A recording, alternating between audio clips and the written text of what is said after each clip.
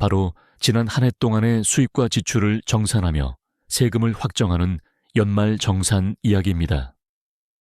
한 해 동안 벌어들인 소득과 지출을 계산해서 우리가 정확히 얼마를 냈고 얼마를 돌려받을지 결정하는 과정, 바로 연말정산 얘기입니다.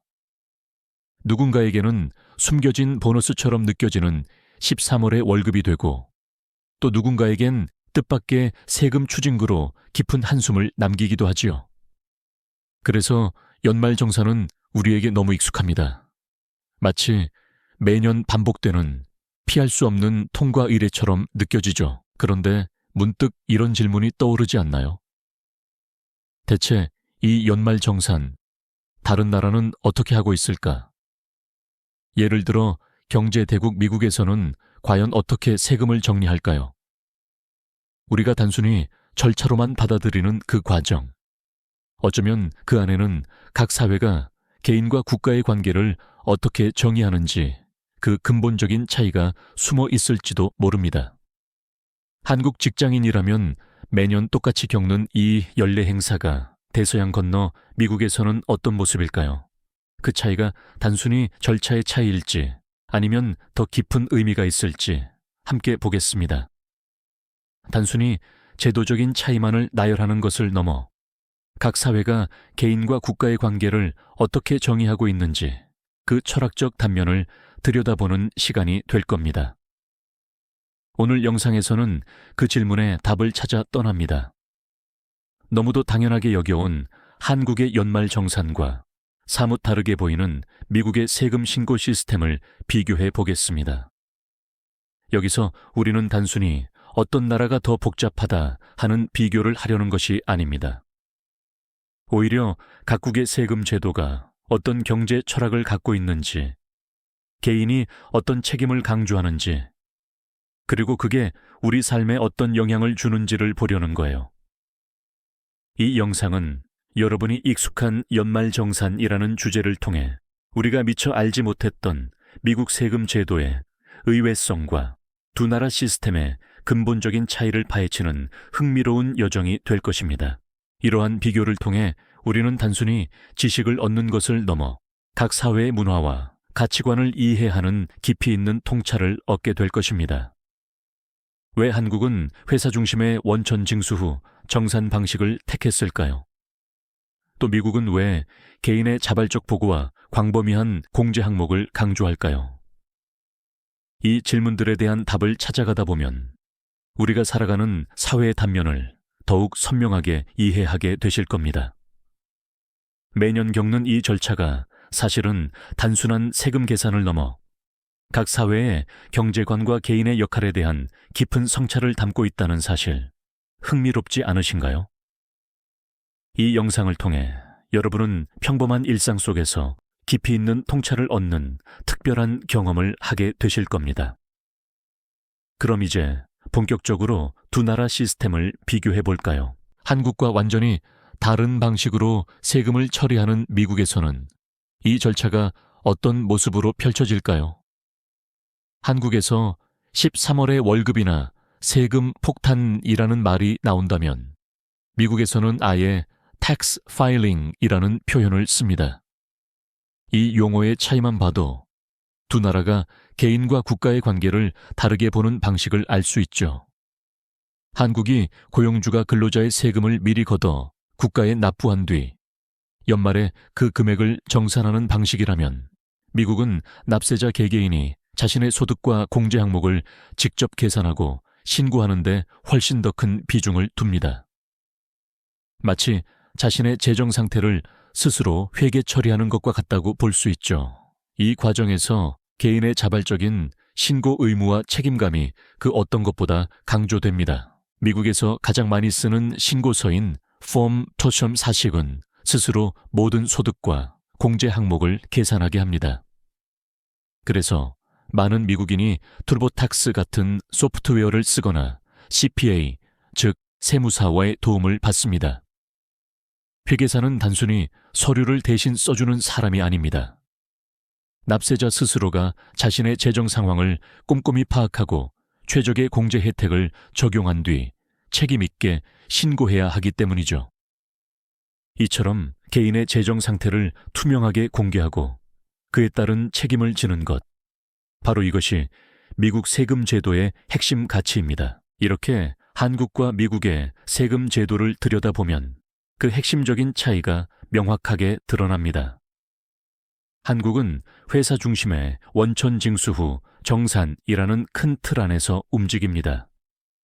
월급을 받을 때부터 세금이 이미 떼이고 연말에 남은 부분을 정리하는 방식이죠. 회사가 마치 국가의 세금 징수 대리인처럼 작동하여 직장인들은 비교적 간편하게 세금 의무를 이행할 수 있습니다. 이는 행정 편의성을 높이고 세금 탈루의 가능성을 줄이는 데 효과적입니다. 시스템 자체의 효율성을 높이려는 목적이 강하게 배어 있다고 볼 수 있죠. 반면 미국은 개인 중심의 자발적 보고 시스템이 뿌리 깊게 자리 잡고 있습니다. 물론 소득에 따라 미리 세금이 원천 징수되기도 하지만 최종적인 세금 납부액은 개인이 직접 모든 소득과 지출을 정리하고 광범위한 공제 항목들을 스스로 찾아 적용하여 신고하는 과정에서 결정됩니다. 마치 각자가 자신의 세금밭을 경작하는 농부와 같다고 할까요? 씨앗을 뿌리고 물을 주는 일부터 수확까지 모든 과정을 본인이 직접 책임지는 것이죠. 이 과정에서 납세자 개개인의 경제활동에 대한 깊은 이해와 적극적인 참여가 요구됩니다. 공제 항목만 봐도 두 나라 차이가 확 느껴집니다. 먼저 한국부터 보면요. 한국에서는 보통 이런 것들이 공제 대상이죠. 병원비, 교육비, 그리고 신용카드 쓴 금액. 딱 들어도 생활비 중심이라는 느낌이 들지 않나요? 반면에 미국은 범위가 훨씬 넓습니다. 집 살 때 받은 주택담보대출 이자, 기부금, 사업하면서 쓴 비용, 심지어 투자하다가 본 손실까지도 세금 계산할 때 반영해 줍니다. 정리하면 한국은 생활 안정에 초점을 맞춘 공제라면 미국은 개인의 경제활동 전반을 세금에 반영하는 구조라고 볼 수 있어요. 이는 개인의 재산 형성 및 경제활동의 자유를 존중하고 납세자가 자신의 재정 상황에 따라 세금을 최적화할 수 있는 여지를 넓혀주려는 의도로 해석될 수 있습니다. 마치 세금이라는 큰 퍼즐을 맞출 때 한국은 정해진 몇몇 조각을 맞춰 나가는 방식이라면 미국은 훨씬 더 많은 조각 중에서 자신에게 맞는 것을 골라 맞추는 방식과 비슷하다고 볼 수 있죠. 개인의 선택과 자유를 존중하는 사회적 가치관이 세금 공제에도 그대로 스며들어 있는 모습입니다. 세금 환급이나 추징 방식의 근본적인 메커니즘도 다릅니다. 한국은 회사에서 미리 뗀 세금이 실제 내야 할 세금보다 많았을 경우 환급을 받고 적었을 경우 추가 납부를 하죠. 이는 이미 거친 세금을 조정하는 개념에 가깝습니다. 미국의 경우 개인이 신고한 내용에 따라 최종 세금이 결정되고 이미 원천 징수되거나 분납된 세금이 그보다 많으면 환급을, 적으면 추징을 하게 됩니다. 핵심은 개인의 신고가 최종적인 세금 결정의 중요한 기준이 된다는 점입니다. 이처럼 누가 주체가 되어 세금을 계산하고 어떤 항목을 어디까지 인정하는지에 따라 두 나라의 세금 제도는 완전히 다른 얼굴을 하고 있는 셈입니다.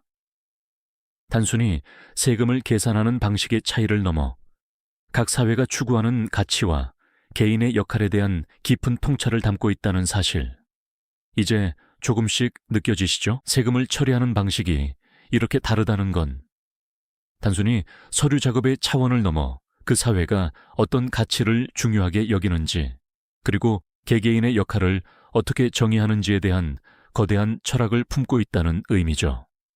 한국과 미국, 이 두 나라의 세금 시스템이 각자의 방식으로 투영하는 사회적 가치와 그 속에서 살아가는 우리의 모습은 과연 어떠할까요? 이제 그 깊은 이야기 속으로 함께 들어가 보시죠. 먼저 한국의 세금 제도를 한번 들여다볼까요? 우리는 주로 회사 중심의 원천 징수 후 정산이라는 방식을 경험하죠. 매달 급여에서 세금이 자동으로 공제되고 연말에는 회사가 대부분의 서류 작업을 대행해 줍니다. 이러한 방식은 사회 전체의 안정성과 효율성을 중요하게 여기는 한국 사회의 가치를 고스란히 반영하고 있다고 볼 수 있습니다. 개인에게 세금 신고의 부담을 덜어주어 집단적인 편의성을 높이고 정부는 안정적으로 세수를 확보하여 공공 서비스와 사회복지 시스템을 유지하는 데 집중할 수 있게 되는 거죠. 우리가 일상에서 누리는 편리한 대중교통 시스템이나 비교적 저렴하고 접근성이 좋은 병원 서비스 역시 이러한 세금 제도의 큰 틀 안에서 가능한 일이라고 할 수 있습니다.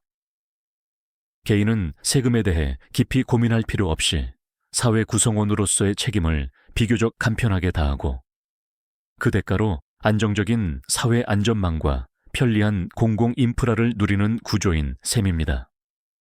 마치 잘 짜인 오케스트라처럼 각자의 역할을 충실히 수행함으로써 전체의 아름다운 하모니를 만들어내는 모습과 닮았다고 할 수 있겠죠. 이런 시스템은 개인의 번거로움을 줄여주면서도 사회 전체의 안정적인 운영을 돕는다는 장점을 가지고 있습니다. 그럼 이제 미국의 상황으로 눈을 돌려볼까요? 미국은 개인 중심의 자발적 보고 시스템을 채택하고 있습니다. 이는 개인의 자유와 책임, 그리고 자율적인 경제 활동을 무엇보다 중요하게 여기는 미국 사회의 철학을 선명하게 보여주는 대목이죠. 개개인이 자신의 소득과 공제 항목을 꼼꼼히 파악하고 직접 신고함으로써 국가가 개인의 재정 활동에 깊숙이 개입하기보다는 개인이 스스로 자신의 납세 의무를 이행하도록 독려하는 방식입니다. 예를 들어 미국에서는 창업이나 투자를 통해 새로운 경제 활동을 시작하는 이들이 많고 이러한 활동에서 발생하는 다양한 비용을 공제 항목으로 인정받을 수 있는 폭이 한국보다 훨씬 넓습니다.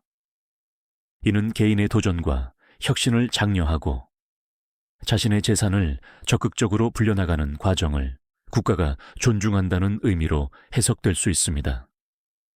납세자 한 명 한 명이 마치 자신의 사업체를 운영하듯 세금 문제에 있어서도 주도권을 가지고 능동적으로 대처해야 하는 것이죠. 스스로 정보를 찾아보고 전문가의 도움을 받거나 혹은 직접 세법을 공부하며 가장 유리한 방식으로 세금 보고를 하는 것이 일반적인 모습입니다. 이 과정은 때로는 복잡하고 어렵게 느껴질 수도 있지만 동시에 개인의 경제적 선택의 폭을 넓히고 재정적인 자율성을 최대한 보장하려는 의지가 담겨 있다고 볼 수 있습니다. 이처럼 두 나라의 세금 시스템은 단순히 세금을 걷는 방식의 차이를 넘어 그 사회가 지향하는 가치와 개인의 삶에 깊숙이 관여하고 있다는 것을 알 수 있습니다. 한국의 시스템이 사회 전체의 조화와 안정적인 복지 시스템 구축에 중점을 둔다면 미국의 시스템은 개개인의 자율적인 경제 활동과 그에 따르는 책임, 그리고 개인의 선택권을 최대한 존중하려는 철학을 반영하고 있는 거죠. 그렇다면 여러분은 어떤 시스템이 더 마음에 드시나요? 안정성과 편의를 택할까요? 자유와 책임을 택할까요? 편리하고 안정적인 공공 서비스를 누리며 개인의 부담을 줄이는 사회일까요? 아니면 개개인의 자유로운 경제 활동과 그에 대한 철저한 책임을 강조하며 스스로 길을 개척해 나가는 사회일까요? 연말정산이나 세금 신고는 단순한 계산이 아니라 국가와 개인이 서로 어떤 관계를 맺고 있는지 보여주는 철학입니다. 이 질문은 결국 우리가 어떤 가치를 중요하게 여기며 살아가야 할지에 대한 깊은 성찰로 이어진답니다. 이 영상이 도움이 되셨다면 좋아요와 구독 부탁드립니다. 다음 영상에서도 더 유용한 정보를 공유하겠습니다. 감사합니다.